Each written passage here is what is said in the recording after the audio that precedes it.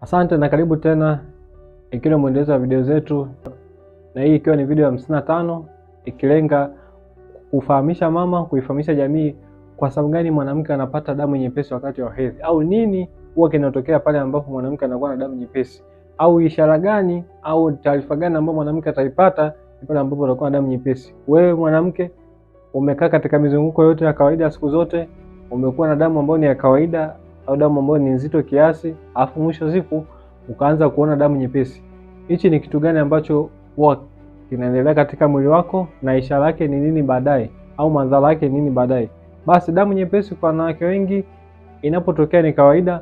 Kama ulikuwa na mwendelezo wa kuwa na damu hiyo, lakini yani video zilizopita tumezungumza sana kuhusiana na damu inatakiwa iweje, au kiwango cha damu kinatakiwa kiweje. Kiwango cha damu kinatakiwa kiwe mililita 30 mpaka 80. Ni kiwango cha damu ambacho mwanamke anatakiwa atoe kwa mzunguko mzima, au kuanzia siku ya kwanza ambapo anaanza hedhi mpaka siku ya 3 mpaka siku ya 5 mpaka siku ya 7.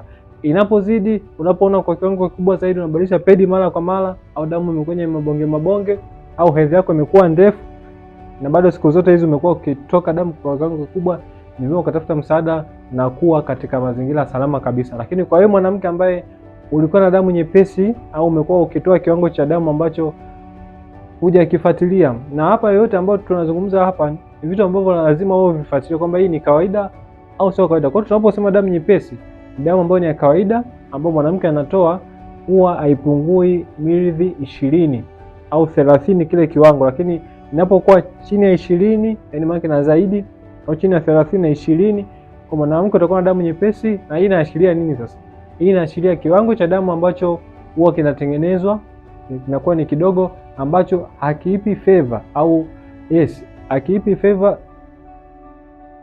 favor ujauzito unapokuja kuweza kukaa na kuhimili. Mwisho wa siku mwanamke atapata hali ya kuharibika kwa mimba. Lakini pia huwa inaashiria kwamba ukuta unaotengenezwa au ukuta ambao unajengeka baada ya kuwa katika siku zako za hatari, na kuruhusu yai inapokuja kuweza kujishikiza eneo lile, basi ukutana kwa umepamba ambao hauna maana yoyote. Kwa hiyo ni vyema kuzingatia hiyo, na kama hali yako ni hiyo ya kawaida, siku zote damu inakuwa nyepesi kidogo, lakini kiwango cha damu kinachotoka ni kile kile, ni basi uko sehemu salama na wala usitilii mashaka. Wanawake wengi wamekuwa wakipata ujauzito kama damu kiasi kidogo au damu yake nyepesi, lakini anakuwa salama wakati wote. Lakini wewe ambaye itakuwa ni mara yako ya kwanza na siku zote unatoa damu ambayo ni nzito kiasi, ni vyema kutafuta msaada au kwa usoma mzunguko mwingine, na kuweza kuhakikisha hali ambayo unaipitia na mabadiliko ya mwili uweze kurudisha mwili wako na kuweza kuwa salama.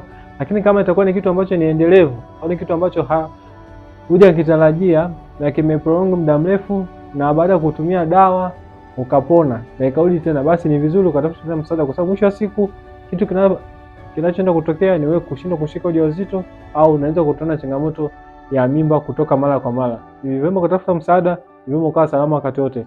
Naweza zingatia lishe, magnesium kwa wingi, zinki kwa wingi, vitamini A kwa wingi, vitakusaidia kuwa katika sehemu salama kabisa. Asante, na mpaka wakati mwingine. Usisahau video 56 kwa kusubscribe, kwa sababu mwisho wa siku ikitoka tu utakuwa ya kwanza kuiona.